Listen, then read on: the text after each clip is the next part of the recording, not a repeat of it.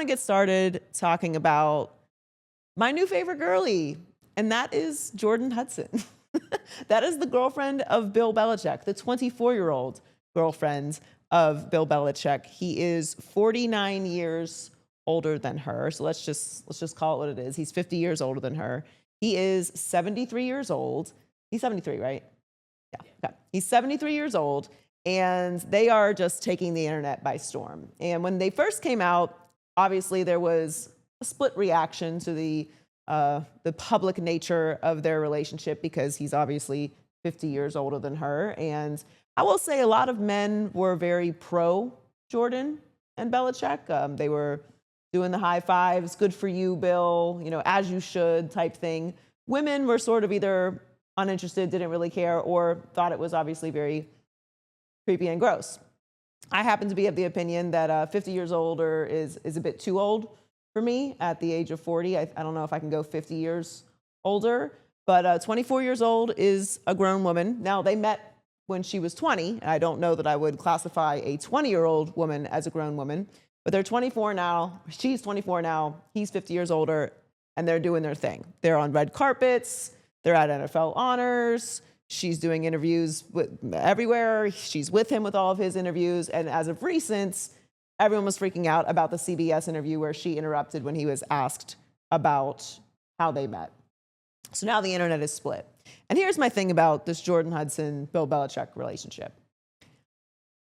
Either Bill Belichick is too old and senile and being taken advantage of by this 24-year-old, in which case he has no business being the head coach of a college football program, or this young woman is with her partner and they're doing partner things, and she should get her bag and he should put her on and he should support her as she's supporting him.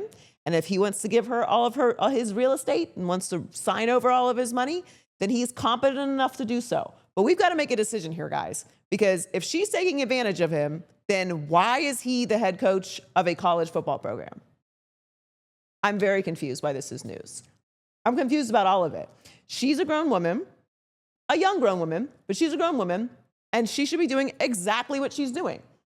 We're talking about being taken advantage of, and she's manipulating him. If that's possible, if this grandfather, this grown-ass man, cannot control a 24-year-old woman, why the fuck is he the head coach of UNC's football program? You can't have it both ways. She's doing exactly what she's supposed to be doing. By the way, if she didn't look the way that she looks, he wouldn't be with her. And if he didn't have the money and power that he has, she wouldn't be with him.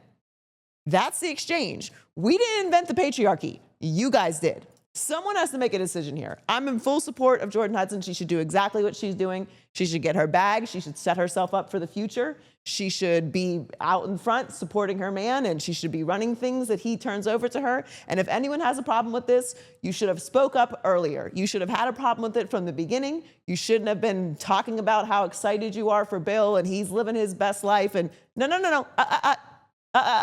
Keep that same energy, or he needs to retire and get the hell out of college football. You got to make up your minds. I am pro Jordon. I'm here for it. I am supportive of everything that she's doing. She should get her real estate. She should build up her media empire. She should set herself up for the future. I'm here for it. Do what you need to do, girl. That is an adult man. He has generations of children. He has created children that have made children.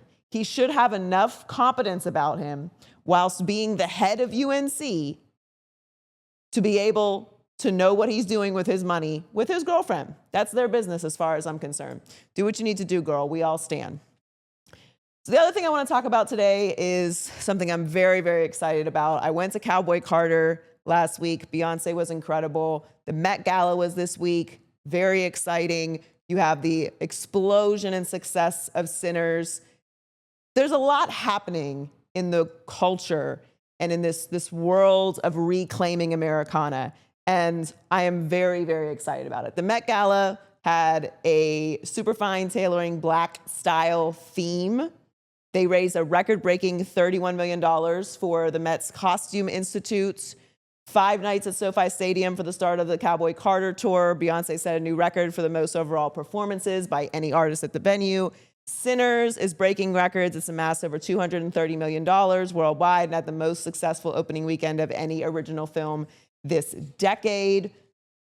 I'm here for all of it. During this time where all of these worm boys are making their last attempts, the Custer's last stand for straight white males, this pushback against DEI, this outrage by these incels against feminism and women's rights, this whitewashing and watering down of America's true history, this ridiculous attempt to protect white fragility as raising this generation of children that are completely protected from what has actually happened in the past, because we want to have an entire generation of bitches who think that they're entitled to everything, and that anyone that says anything that's real that might be a little bit upsetting, they need to be silenced. Please, I love how we are all collectively, without even having to communicate with each other, reclaiming Americana. You cannot just erase what has happened. You cannot rewrite history. I don't care what kind of version of fascist society you think you're coming up with. The internet exists now. We have a documented history of what has happened in this country. We built this country on free labor. You're not just going to erase everything that's happened. You're not just going to rewrite culture. And unfortunately, you're not cool enough to create culture, to create movements, to create style. So none of this is working. Cowboy Carter was a huge success. The Met Gala, huge success. Sinners, huge success. All of these massive successes just happen to be happening at the same time that straight white men are trying to grasp at the straws of the tiny bit of control that they have left in this entire galaxy. It's over. It's over. It's over. Enjoy the next 3 years, because once this ridiculous regime is out, the groundswell of the rest of the world finally putting to rest this worm boy mentality that everything that is different, that everything that is creative, that everything that is a little bit upsetting that your ancestors actually did can't be talked about because we just want to make sure that we're telling the right story. No. The stories are going to be told, and there's actually nothing you can do about it because the market is supporting it. Sinners is a huge success. As woke as it is, massive success. The Met Gala, woke, black, huge success, massive success. Cowboy Carter, Beyonce's not a country artist. Seems she is now, and people seem to like it, and everyone's showing up in their American flags and their cowboy hats, having a grand old time. I went, I'm still exhausted from it.